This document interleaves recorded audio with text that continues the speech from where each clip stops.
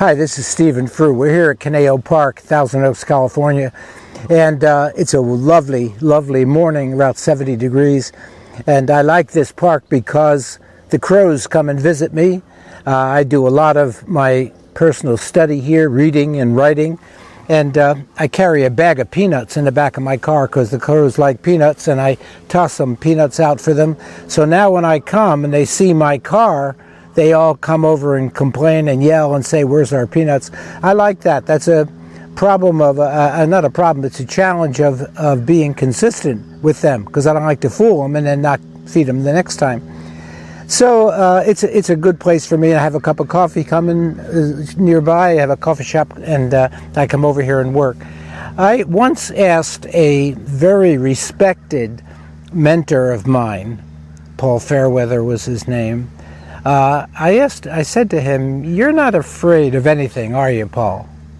"Oh, yeah," he said, "I am. I'm afraid of unconsciousness." That's a surprising answer to me. And I said, "Unconsciousness, yeah," and I got working with that idea over the years.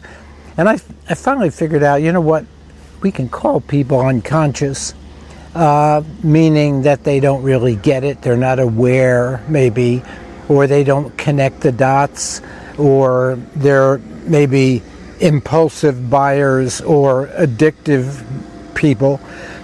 Whatever title you want to put on unconscious behavior, what really you're describing is the truncated maybe is the word, the restricting, the cutting down of your access to your imagination.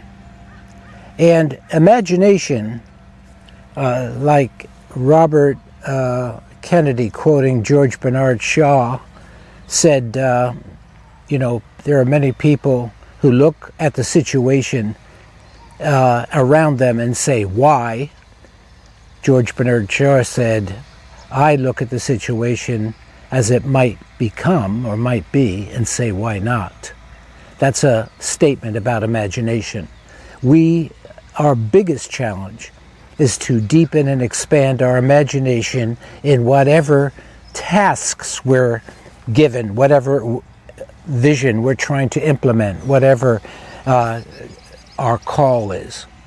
Now, there's a title of a book by Joseph Campbell called The Hero with a Thousand Faces, and I've done a fair amount of studying of hero stories.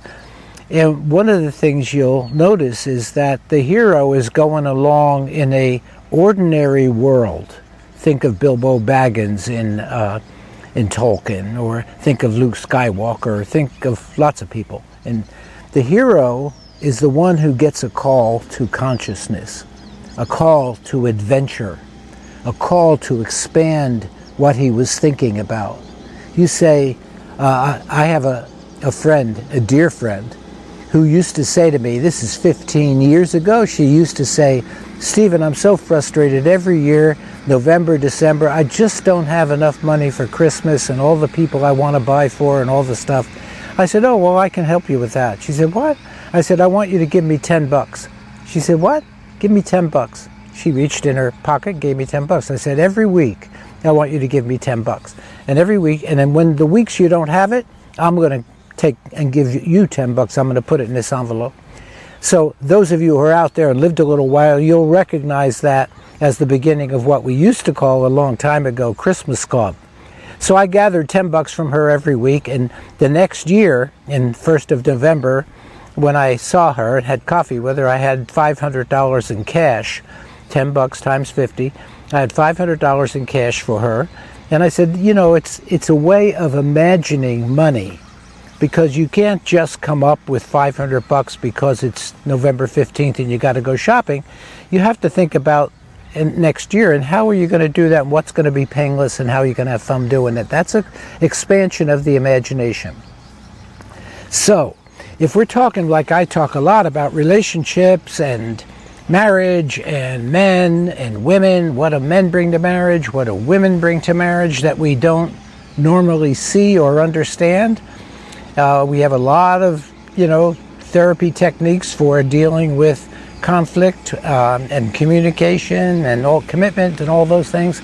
But we need to take that elevator down a floor as well and increase what part of our imagination we bring to the issue of relationships. So I'm doing that and wanting to do that and wanting to invite you to join me in this adventure, which is to take a second or a third look at your own relationship and what's in the way of deepening it. You can be pretty sure of this. We're going to do several podcasts on this. We've done some already. They're on YouTube under my name. What's difficult to do is this. The problem is not in your partner. And your partner's problem is not you. That's the first adjustment to your imagination. The problem isn't that you're 55 now and you were 35 and the hormone cocktail was in full swing. The problem isn't that either. The problem isn't you're too busy or there's too much digital stuff going on, or the problem isn't the war in Ukraine. The problem isn't your next door neighbor's music. Whatever you have anchored your problem on is probably not your problem. It's a problem, but not the problem. So if you can understand that simple statement, it's a problem. There's a lot of problems out there, but we want to get to the challenge you individually have in order to get longevity in intimacy in this relationship. That's what we'll talk about in our next podcast. Thank you for listening.